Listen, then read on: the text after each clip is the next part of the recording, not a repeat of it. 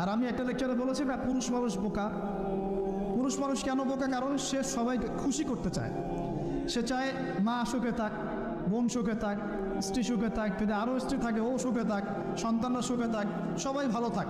এবং তাদের ভালোর জন্য তারা কত কষ্ট করে, দিন রাত ডিউটি করে, অফিসে যায় আসে, জ্যাম ফেস করে, মানসিক প্রেশার নেয়, শারীরিক প্রেশার নেয়, তাই না? অথচ এই কষ্ট কিন্তু মহিলারা বোঝে না। বোঝে? সবাই বোঝে না। আছে অনেক ভালো স্ত্রী আছে, কিন্তু সবাই কিন্তু বোঝে না। মনে করে যে পুরুষ মানুষ মনে হয় ভোগবাদী, খালি মেয়েদেরকে ভোগ করতে চায়। অথচ